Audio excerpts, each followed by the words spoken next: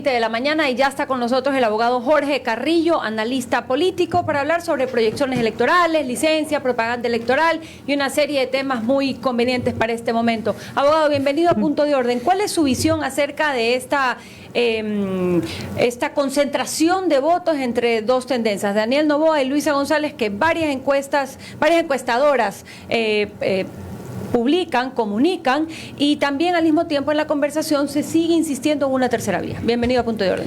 Muchísimas gracias por esta invitación. Un saludo también a todos quienes nos sintonizan hoy.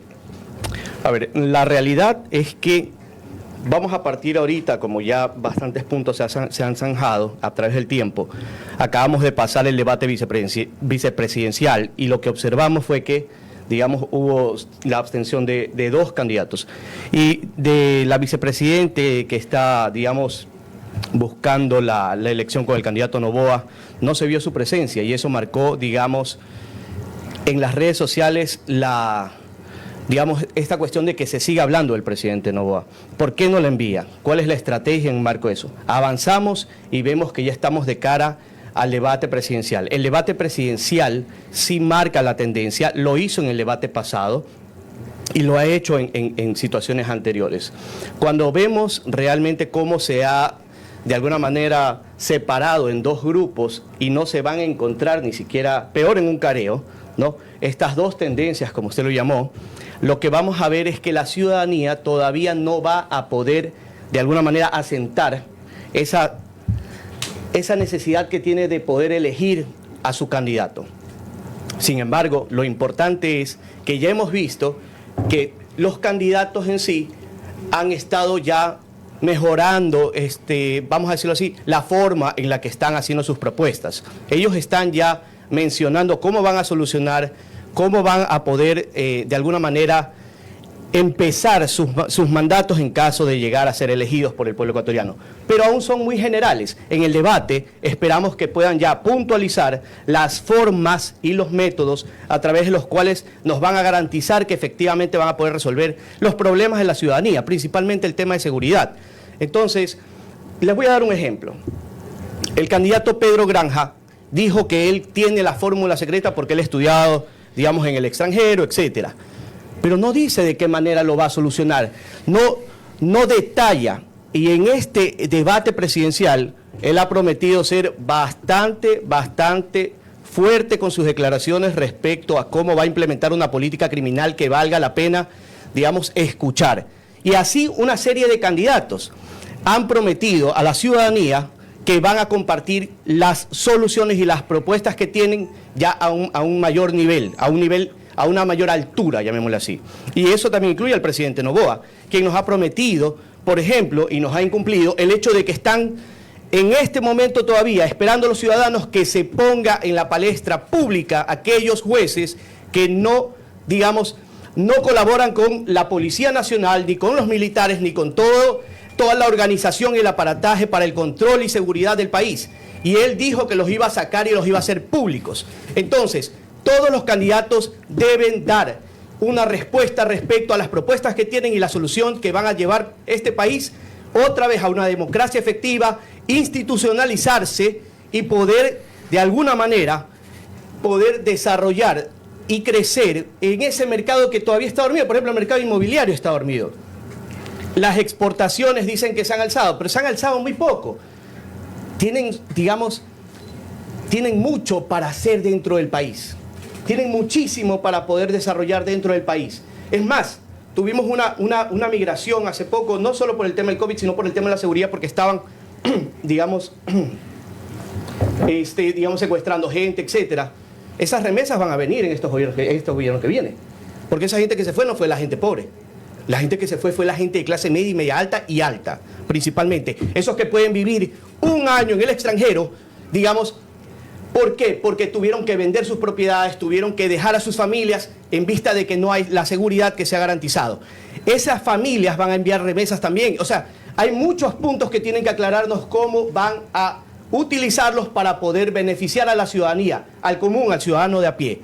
Y eso es lo que se espera en el debate, un debate de altura. Las tendencias, ¿puedo continuar? Sí.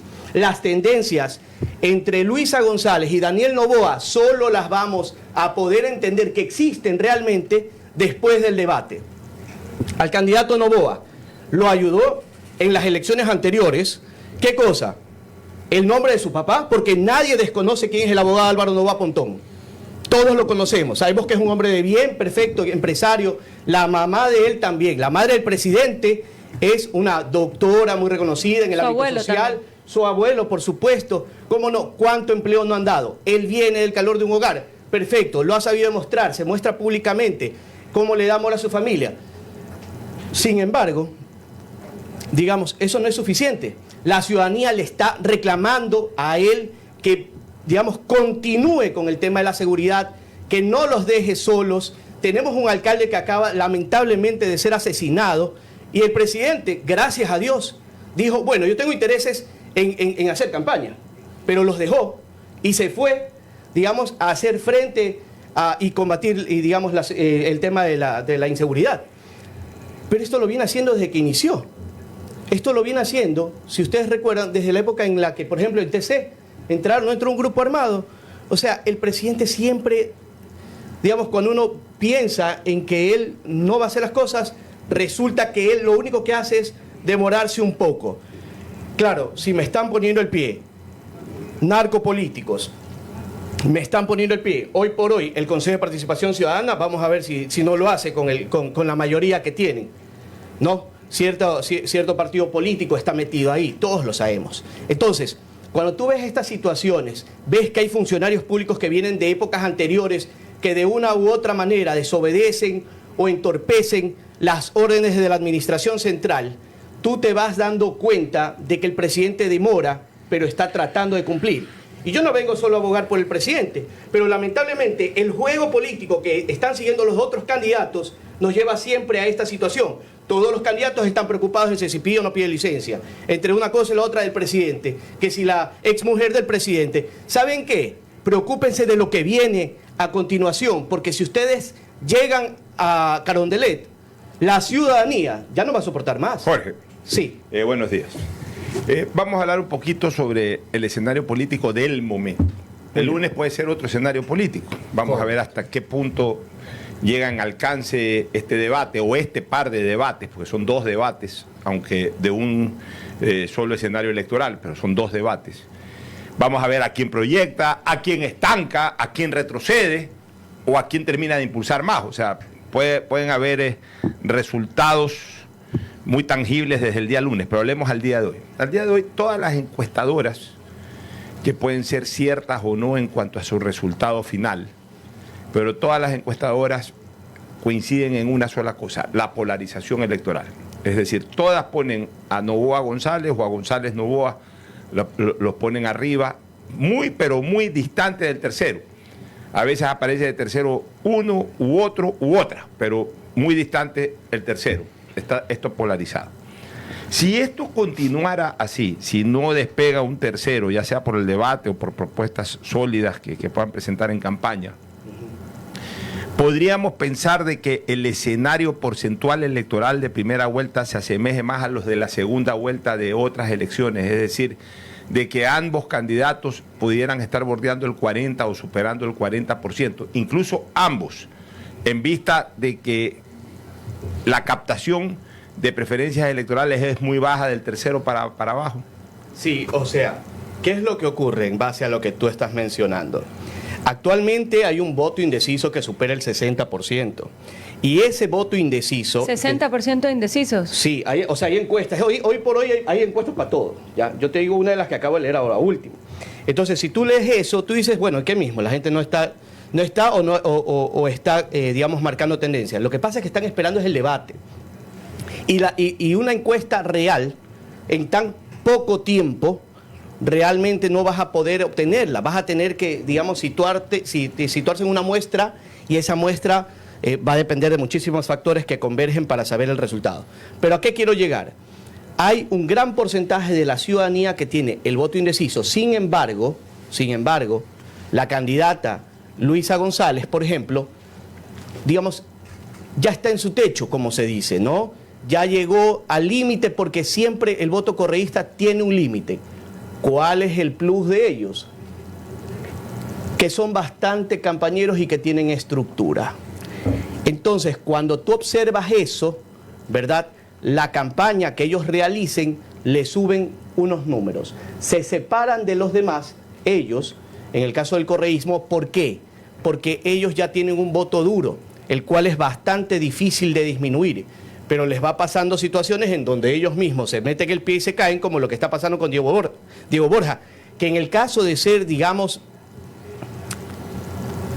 esas afirmaciones sean ciertas, llamémoslas así, en el caso de que sean ciertas, este candidato va a tener demasiados problemas y va a ocasionarle serios problemas a la candidatura de Luisa González en el poco tiempo que tenemos. Y en cuanto a la campaña del presidente hoy candidato Noboa, en cambio nosotros vemos que él, como yo mencionaba, viene de un tipo de candidatura, pero hoy él ha mostrado resultados, digamos, a través del tiempo en esta presidencia que ha tenido, porque él prometió luz, se demoró, pero la consiguió. Él promete seguridad, va lento, pero va bajando los números de, digamos, asesinatos, y luego tú observas que de alguna manera él va obteniendo esos resultados. Los números siguen siendo bajos, pero tiene un gran equipo de trabajo, y eso hace que él logre, de alguna manera, obtener los resultados hacia lo que él persigue. Entonces, la voluntad política existe por parte del presidente Noboa. El asunto está en qué tanto también lo dejen trabajar. Recordemos que la Asamblea lo bloqueó con el tema, digamos, del lavado de activos, la ley que querían hacer, ¿no? La ley antipillos que le llamaban. Son cosas importantes y la ciudadanía no olvida.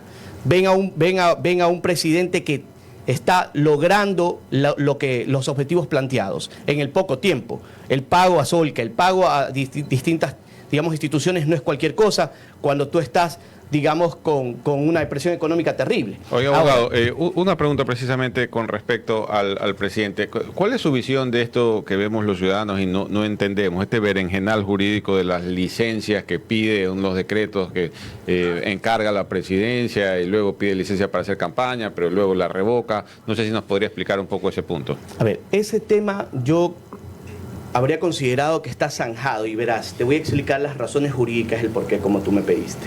En realidad el asunto funciona de esta manera. Tú tienes el Código de la Democracia con el artículo 93 que establece que se debe pedir licencia desde el inicio de la campaña electoral cuando existe una reelección. Pero tú tienes una sentencia de la Corte Constitucional que desde el 2010 ya dejó claro que cuando existe, ¿no?, este problema en el cual, digamos, puede entenderse así, está el presidente Noboa de completar el ciclo de lo que le correspondía al expresidente Guillermo Lasso, tú te das cuenta de que la Corte Constitucional dice que eso no se puede interpretar como una reelección, ¿ya? Y ahí hay que entender dos situaciones porque por eso, digamos, confunden a la ciudadanía. Una cosa es la realidad fáctica, la realidad que percibimos a través de los sentidos y de los hechos. ¿Qué es una realidad fáctica? Que nosotros fuimos a las urnas, ¿verdad? Y el presidente Noboa fue electo. Entonces hay gente que sufragó por él. Ahora que nuevamente hay que sufragar por él, porque esa es la realidad fáctica que se viene, digamos, la gente lo puede entender como una reelección. ¿Cuál es el tema? Que no estamos ante una realidad fáctica, sino ante una realidad jurídica, que converge, ¿verdad?, de fuentes distintas para alcanzar la verdad. Es decir, yo tengo que entenderme con factores como la costumbre, la ley, las sentencias de la Corte Constitucional en el ámbito constitucional, tengo que verme con la doctrina y demás para alcanzar esa verdad jurídica, ¿verdad?, en este mundo jurídico. Entonces, ¿qué ocurre? En ese sentido, si tú lees la Constitución, tú vas a observar que efectivamente, digamos, existen interpretaciones de la Corte respecto a los articulados de la Constitución y esas interpretaciones de la Corte Constitucional se puede entender que extienden la redacción de la norma. Es decir, que cuando existe, ¿verdad?, este tema de que hay una persona que ha sido electa y que va a completar ese tiempo, repito, ¿no?, que fue Guillermo Lasso, que tenía que cumplir su mandato, en este caso fue Daniel Noboa, se lo va a entender como si fuese, digamos, como que no fuese una reelección en caso de volverse a candidatizar.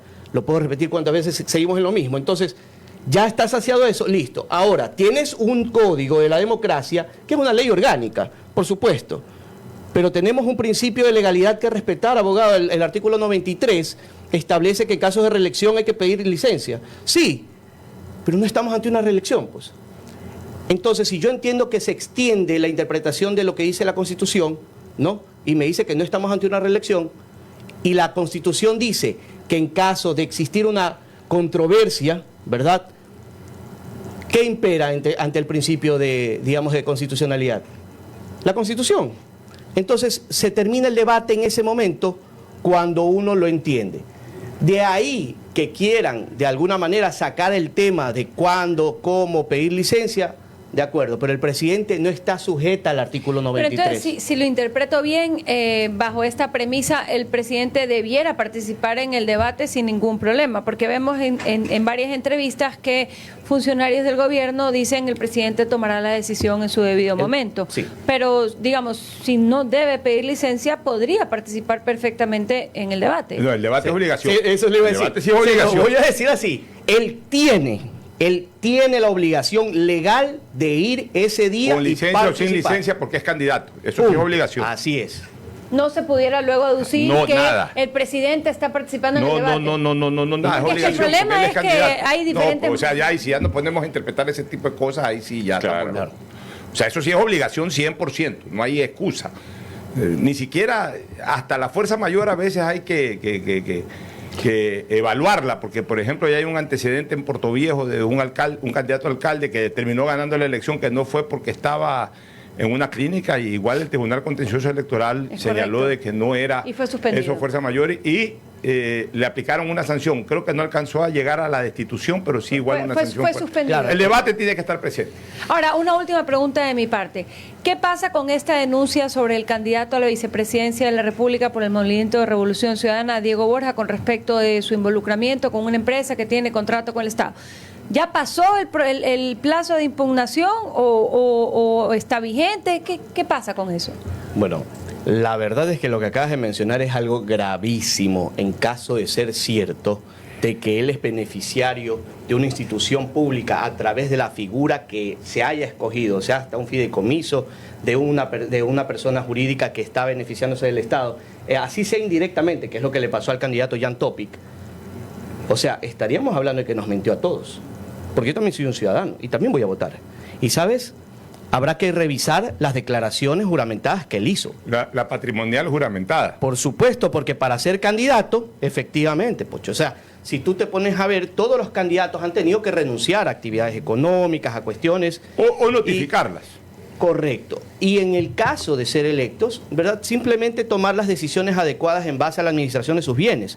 Por supuesto, pero de habernos mentido a todos. A ver, eso es una ilegalidad terrible, porque va más allá de lo electoral. Las sanciones por lo electoral van a llegar. Pero ¿qué pasa con el ámbito administrativo, penal y civil en todo caso, en el momento en el que, digamos, esto llega a ser una realidad? Las investigaciones tienen que ser, y las denuncias ya están presentadas, hasta donde tengo entendido. Esperemos que sea de una manera adecuada y esperemos que las autoridades de control, digamos, hagan su trabajo, porque dejar pasar esta situación va a marcar, va de verdad a destrozar más la democracia, y ya estamos bastante complicados en cuanto a la institucionalidad, como para podernos permitir que en el ámbito electoral también hayan este tipo de vulneraciones al cumplimiento de digamos, estas formalidades. Muchísimas gracias, Jorge Carrillo, por estar con nosotros en Punto de Orden esta mañana, y enseguida volvemos después del corte.